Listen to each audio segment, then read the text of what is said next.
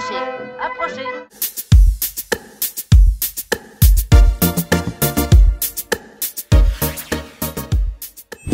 Connue comme chanteuse, je suis connue comme chanson.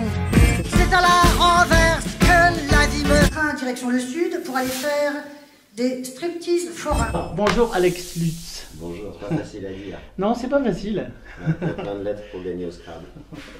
Je pense qu'il y a une partie du public qui ne sait pas forcément que vous êtes aussi réalisateur ou aussi metteur en scène. Oui, bah voilà. C'est bien. Je n'ai pas mélangé les choses.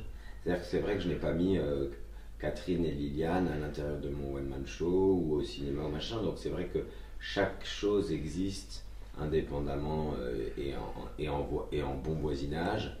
Mais chaque chose s'entend très bien quand même parce que c'est issu de mon univers et tout ça. Alors donc, vous avez mis en scène Caroline Loeb.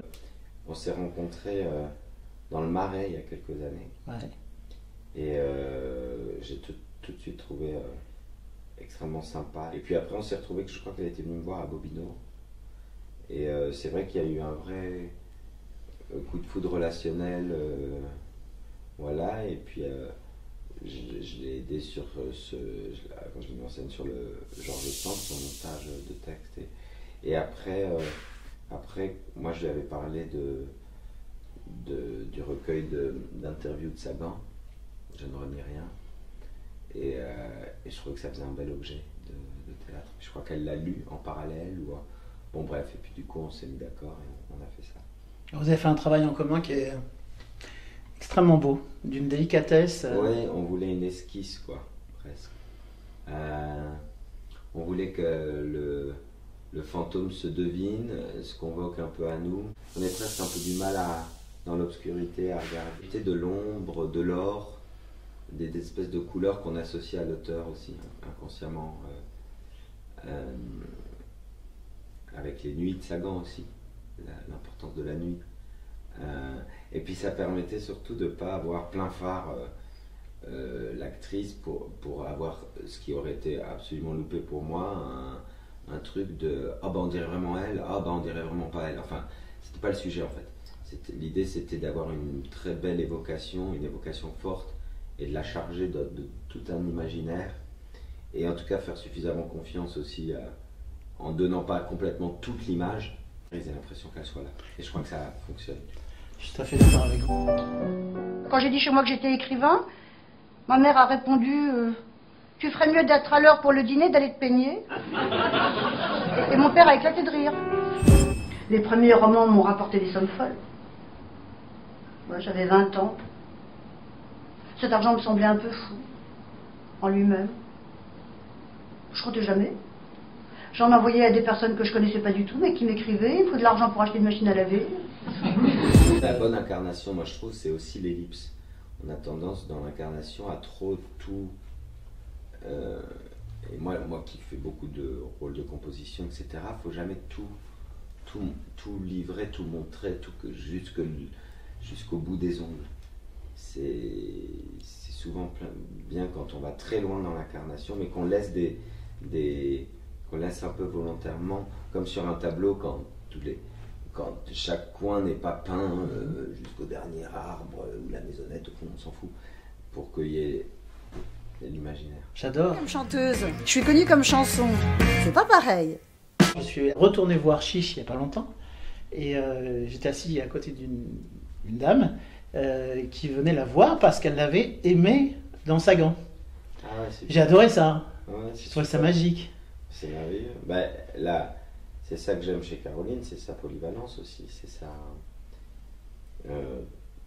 Déjà, c'est un puits de culture.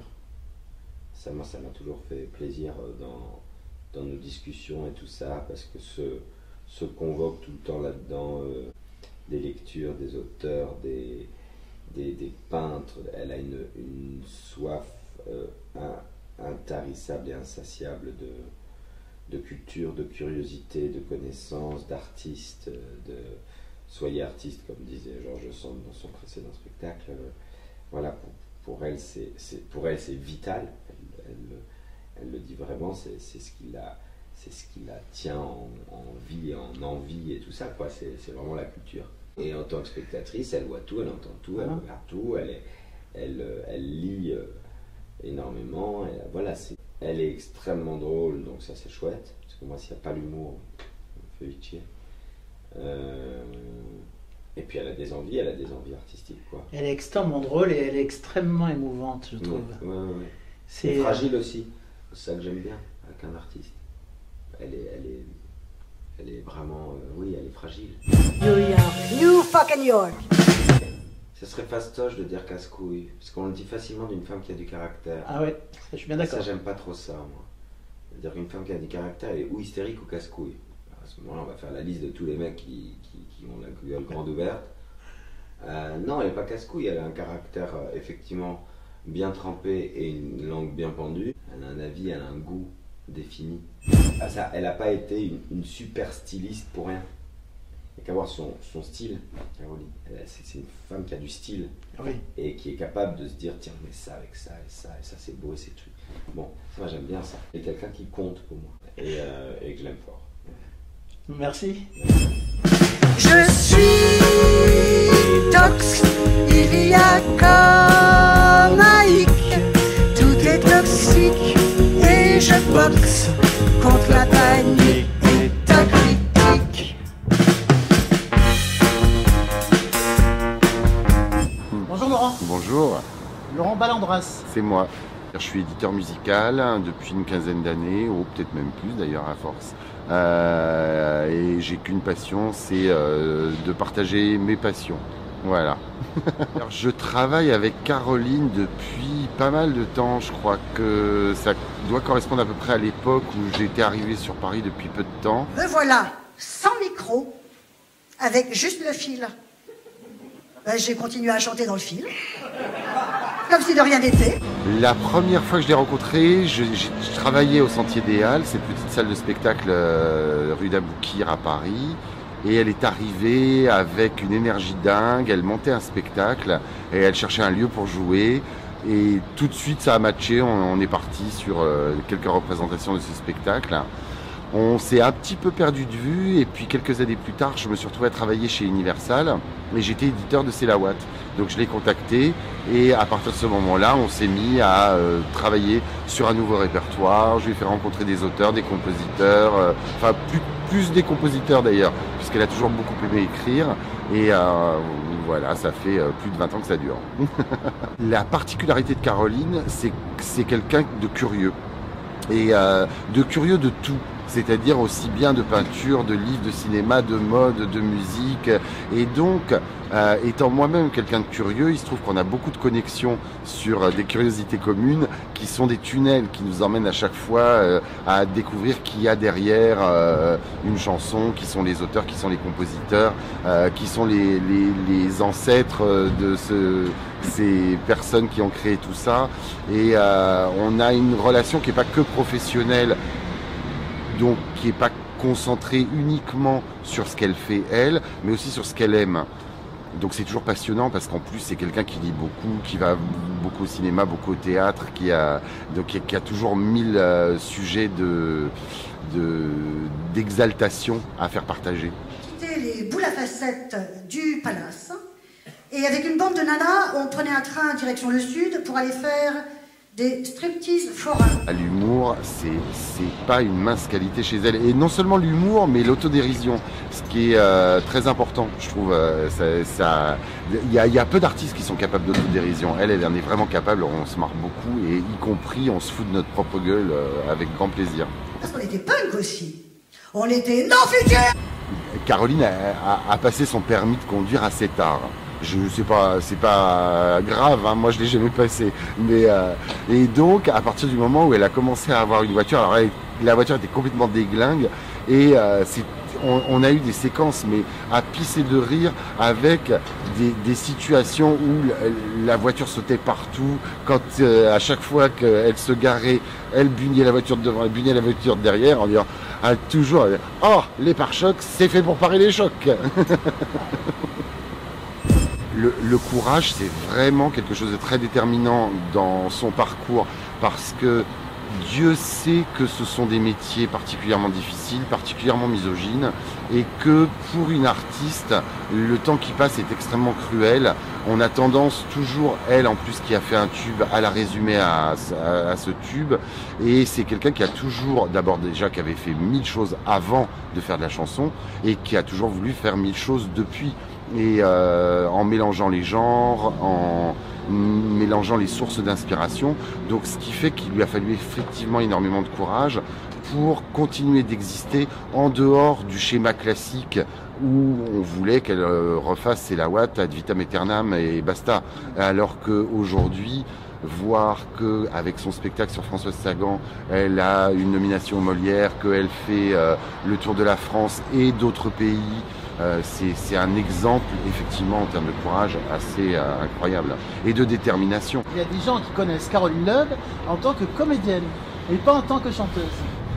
Mais ce qui est incroyable, c'est que c'est d'abord une comédienne. C'est quelqu'un qui a commencé par le théâtre, qui a fait du cinéma très jeune, qui a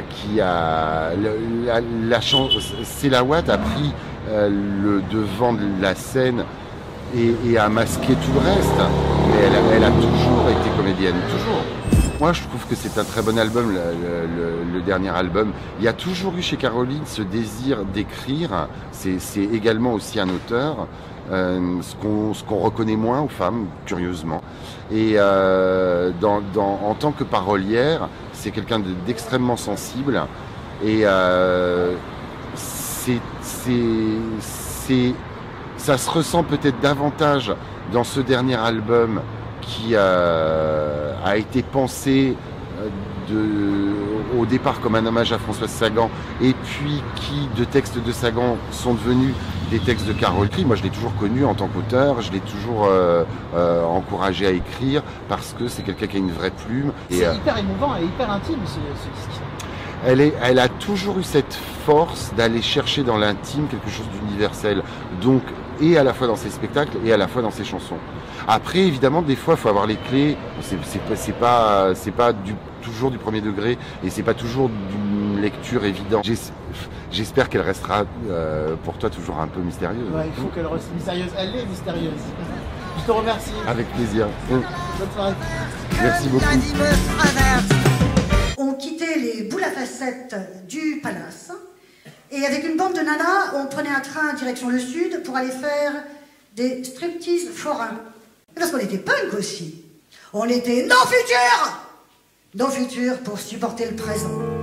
À Toulon s'écorche, au sublime et au moche, à l'ici ou l'ailleurs. Toujours les mêmes encoches. Est-ce la peau bien trop fine ou le cœur bien trop proche? Me voilà, sans micro, avec juste le fil. Ben, j'ai continué à chanter dans le fil, comme si de rien n'était. Dans tes maisons louées, tu laisses derrière toi 2-3 ans de ta vie et un peu de ta voix. New York est une ville implacable, bercée par un air étonnant, surexcitant et qui ne vous laisse pas de trêve. Ce n'est pas une ville familière, c'est une ville vorace et tendue. New York, New fucking York. Je suis tox, il y a comme un hic, tout est toxique et je boxe contre la panique.